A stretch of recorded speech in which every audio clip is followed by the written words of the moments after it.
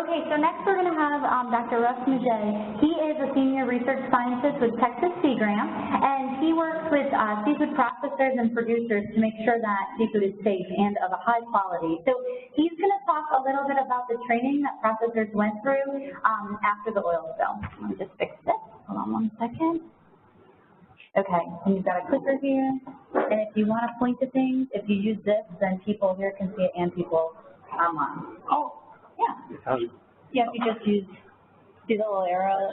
Yeah. Just way too complicated for me. I'll do well with the clicker right.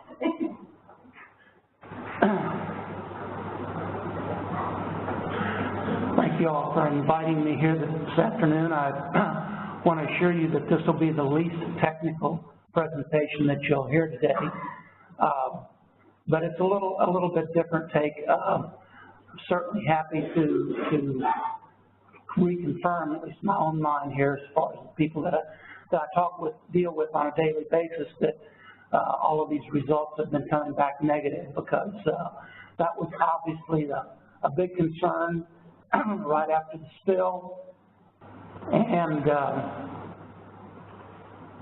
I'm hoarse. Can y'all hear me? Good. You want to use this? Because I think. Oh, sorry. Yeah, this should be okay. Okay. If you stand over here, I think we'll be good. I'll move this up here. Yeah, it's a little complicated. It's a little crowded back there. Should fit you out. Okay. Y'all hear me? Yeah. Okay. Basically, here's what happened. Like all of you, I was well aware of all the testing that was going on right after the oil spill for seafood, but never underestimate the value of television showing the well blowout every day for as long as it occurred. Every day, every morning, first thing you saw on the news. Despite all of the publications that were put out and all the information that was being presented about the safety of Gulf seafood, obviously the public didn't get it. And what happened was about a month into the spill, I got a call from a seafood place, Philly Seafood up in Palacios, about mid-May there. She said, Russ, we got which one's the, I'll stay close, sorry. Russ, we got people that think the entire Gulf of Mexico is covered with a foot of oil. These are buyers, not just consumers. We need some information. We need some kind of verification that the seafood that we're harvesting, even here in Texas, is safe for all people to eat. And, obviously I said, well, NOAA, FDA, various states are all testing this seafood, and I assure you to say, well, that's not going to work. So basically, I got together with a colleague of mine, Steve Otwell, along with some other folks like John Bell. John is still here, from Louisiana, and we decided that we would need to somehow reassure the public that the seafood they were getting from the Gulf of Mexico excuse me, wasn't being safe to eat. You see here the timeline as the expansion of the closed area, and then finally it started decreasing here as the wells capped. And you can see this program that we started out with, which we call HAL, Harvest Open Waters. Basically started out in the first one I think we did was Appalachia, Florida. Then we went to we went to Houston. Then we went to the Rio Grande Valley. Okay, purpose: Sea Grant personnel from the Gulf states. We're going to provide training to assist primary seafood processors, providing additional evidence to increase buyer confidence in Gulf seafood following the Deepwater Horizon. And the way we're going to do this is use the existing food safety program, plus additional proven methods for verification, which we will offer through Sea Grant Extension Service training. What are the existing programs? Well, of course, the federal and state-approved open waters delineation was one of the things. The second, which was a little bit unique and which was uniquely suited to the Sea Grant personnel from the Gulf Coast states, was including receiving product as part of an existing mandated hazard analysis critical control point food inspection system. And the aspect of that HACCP program was to prevent any potential environmental chemical hazards. So basically, we're going to train seafood processors to screen shrimp harvest from open waters by smell, to verify the absence of obvious contaminants due to petroleum taint. And the processors would then add this screening to their existing HACCP plans to further assure consumers of the safety of local seafood. So, bottom line is, we've got a plan in place that's got law behind it. Once you put one of these critical control points in your HACCP seafood safety plan, you are then responsible for following through with that. And if you don't, you can actually be fined and or your facility shut down. Okay? So we had something that basically was already mandated, and we just wanted to expand on it. One of the voluntary parts of this was that you could also, if the processor found a taint of hydrocarbon in the product, they could hang on to that, and we told them how to wrap it up, just like I described before, and ship it off for further verification that it was, in fact, hydrocarbon contamination from the deepwater horizon. First thing we need to do was to assure all of these seafood processors know exactly where the off-limits areas were. And Texas, again, we were minor impacts, so a lot of the folks really weren't following these delineated no fishing areas like you folks here in Louisiana, Mississippi, Alabama were. So first thing we do is get them the website where they need to go, where they need to tell the shrimp folks they cannot shrimp them. Okay. Secondly, we explain to them that, and this was at a series of meetings that I showed on the timeline there that we had with seafood processors, show them what FDA and states were already doing with both the anesthetic or the sensory, I guess that's the name of it now, as well as the chemical analyses. So again, the nose and the chemical. HACCP. What is HACCP? Quick background: food safety program was mandated by FDA and respective states back in 1996. In fact, it was the first food item, major food item, that fell under this new food inspection system. Basically, before that, most food, except for the last canned foods, were inspected by pouring products from the end of the processing line, taking it back to a lab, testing it microbiologically, chemically, to assure that it's safe. Unfortunately, once the safe is done, 2 weeks later, after the product was already on the shelf in a supermarket, and you had to recall it all. So basically, this is a food inspection system that tracks the process itself to ensure that you end up with a safe product. And then you occasionally pull product in your line to ensure that your safety plan that you have, whether it's cooking shrimp until they're virtually sterile for a ready-to-eat product or whatever it might be, you basically verify that your product, that your process is working to produce a safe product. Processors are pretty all-encompassing, defines any person engaged in commercial, customer, institutional processing. Processing is defined handling, storing, preparing, getting, eviscerating, shucking, just about anything you do with seafood. Does not, by the way, the HACCP does not apply to producers. Okay, it's not to the fishermen.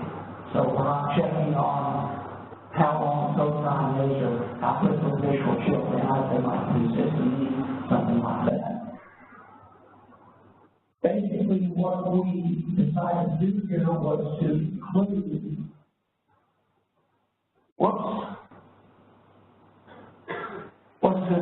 environmental and chemical contaminants, which is one of the several concerns that we have with seafood processing, along with parasites, cytotoxin, decomp, so forth. Environmental chemical contaminants and pesticides typically was something to be concerned about if you have an aquaculture operation where you're filling some ponds that you dug out of the land and maybe it had some agricultural chemicals or something ahead of time. Did not specifically deal with all of those at the time. But in fact, the fact that there was oil in the Gulf of Mexico meant that there was a potential for environmental chemical contaminants coming in. Okay, so like I say, chapter 9 did address chemical hazards. In general, suggests that already that monitoring open waters as a method to control the hazard was acceptable, even though there were no specific tolerances or action levels for the spill. What we decided, what was clear with FDA and with the other partners that we had teamed up with when we did our original seafood hazard training started back in '96, which is the Association of Food and Drug Officials, was that basically for seafood processors, organoleptic or sensory evaluation was sufficient as an initial screening method. So what do? We have the start with the primary processor. When you do a HACCP program, you basically set up a flow diagram. In this case, we wanted to harvest from open waters, which would tell the processors how to pass that information on to the shrimp fishermen. They shrimp fishermen, most of the fishermen that are shrimp fishermen, although we did this throughout the Gulf States, so there are a lot of Florida fishermen as well. Processing is where typically all of your HACCP programs come into place, but what we decided here was that because of this unique occurrence in the Gulf of Mexico, that receiving would become a critical control point, which it had not been before. So we revised the hazard analysis for the Deepwater Horizon situation to include the environmental contaminant control and tank,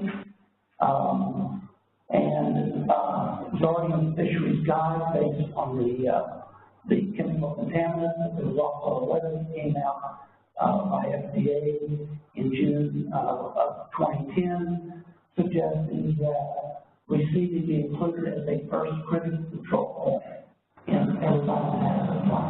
So again, we've got a mechanism in place. We've got people already trained.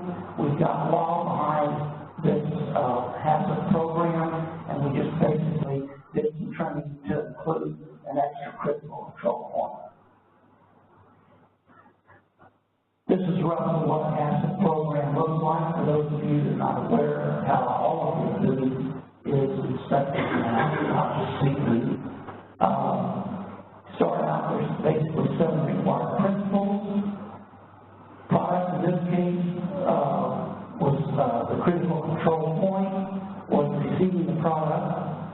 The hazard, or the food safety hazard, was environmental chemical contaminants, in particular on oil spill. The third, this is exactly what we put in your existing HACCP program, just add an extra page here. No fish can be harvested from areas not covered by local, state, or federal closure.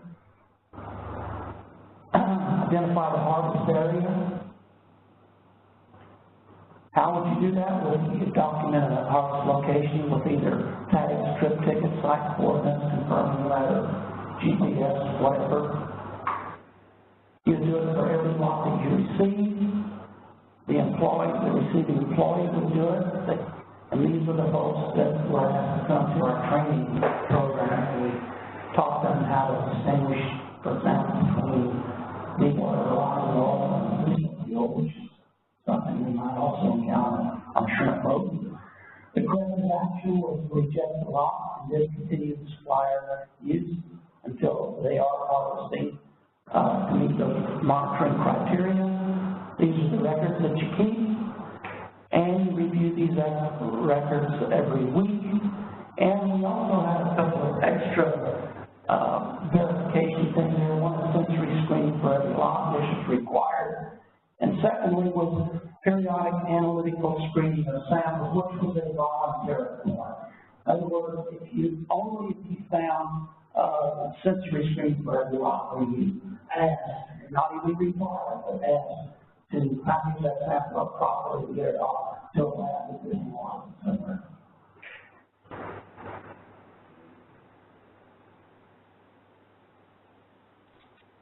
That's basically the same thing. Okay, so just these trainings carry out nose-on trainings, if you will, for processing plant personnel to detect obvious oil taint. They were asked to identify smell of Gulf harvested shrimp that have been exposed to various concentrations of deepwater horizon crude, diesel, as well as slightly spoiled shrimp, which a lot of folks thought smelled like they were contaminated oil. I think because they were at a training that suspect of slight spoilage, a little bit of ammonia smell to them, they thought maybe it was an oil smell. And so we had to kind of spend a lot of time distinguishing between the two because, believe it or not, some of the product coming in from the Gulf of Mexico wasn't of the highest quality necessarily. So we didn't want to be rejecting lots of shrimp just because they were slightly tired, so to speak. Participants were instructed how to include receiving shrimp as a critical control point in their hazard plan. And we also came up with some little stickers, and I'm sorry, this was 5 or 6 years ago now. I didn't take a picture of the stickers, so I don't have one with me, but we had some little stickers that basically included the acronym HAL, Health, Salt, and Waters, and we had some logos on there that this product has been not only respected, by both on the at the dock or hydrocarbon tank, but also was verified to have been harvested in open waters as delineated by federal and state agencies as a result of the spill. So it's kind of a double inspection program, if you will.